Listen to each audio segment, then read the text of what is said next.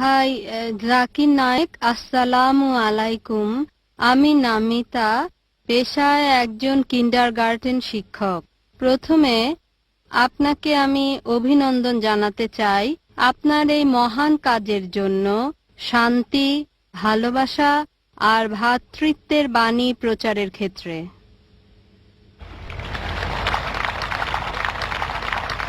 আমি আপনাকে জিজ্ঞাসা করতে চাই, যদি কোরআন ঈশ্বরের বাণী হয়, যদি ইসলাম সত্য জীবন ব্যবস্থা হয়, তাহলে কেন লোকজন এত সময় নিচ্ছে এই জীবন ব্যবস্থাকে গ্রহণ করতে?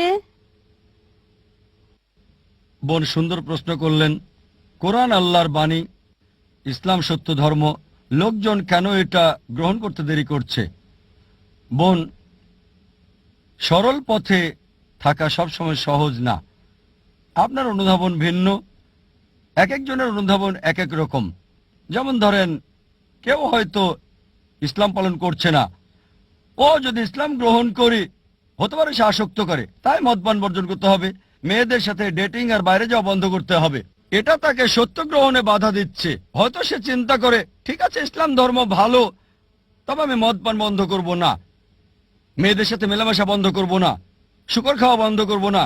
তাই যখন দেখবেন কিছু বাধা সমস্যা হতে পারে কেউ হয়তো খুবই নেশাগ্রস্ত, হয়তো কেউ শুকর খায়, কিন্তু সে ভাববে ঠিক আছে আমি ইসলাম গ্রহণ করব, তার মানে আমি 40 বছর বোকা ছিলাম, তাই না করাই ভালো। কেউ হয়তো ভাববে ইসলাম গ্রহণ করলে বন্ধুরা কি বলবে, আমার মা কি বলবে, বাবা কি বলবে। তাই বোন, এগুলোই হচ্ছে বাধা।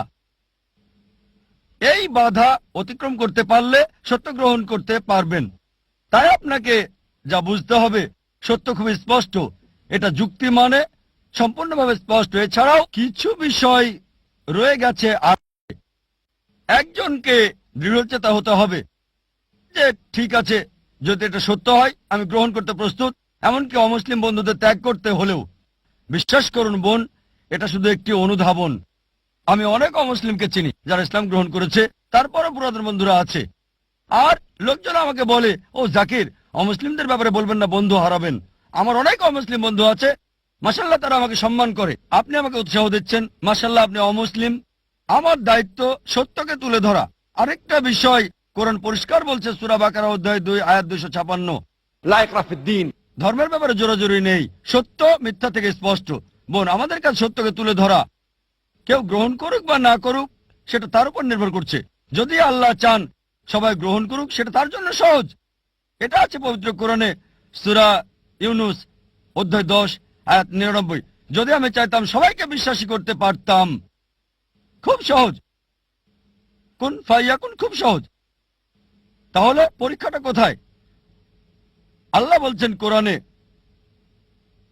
সূরা মুলক অধ্যায় 67 আয়াত 2, আল্লাযী খালাকাল মাউতা ওয়াল হায়াতা, আল্লাহ সৃষ্টি করেছেন জীবন এবং মৃত্যু পরীক্ষা করতে তোমাদের মধ্যে কে উত্তম আমলকারী। তাই বলে জীবনটা আখিরাতের জন্য পরীক্ষা।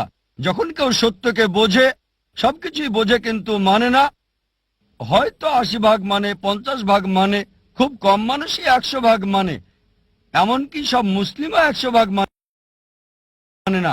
কিছু মুসলিমের বদভ্যাস থাকতে পারে, তারপরও সে মুসলিম। তাই বোন, আপনাকে বুঝতে হবে প্রধান বিষয় ঈশ্বরের একত্ববাদ, আর সর্বশেষ চূড়ান্ত নবীর উপর বিশ্বাস, আখিরাতে বিশ্বাস করা। এই 2-3টা বিষয় বেশি গুরুত্বপূর্ণ।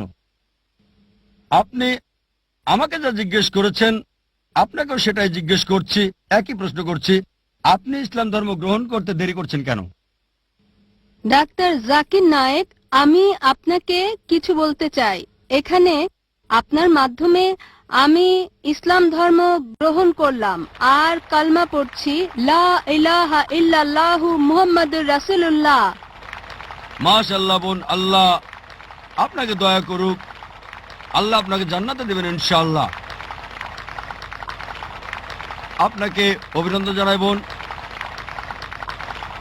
আল্লাহ আপনাকে রহমত করুক আর জান্নাতে দিক, আমিন।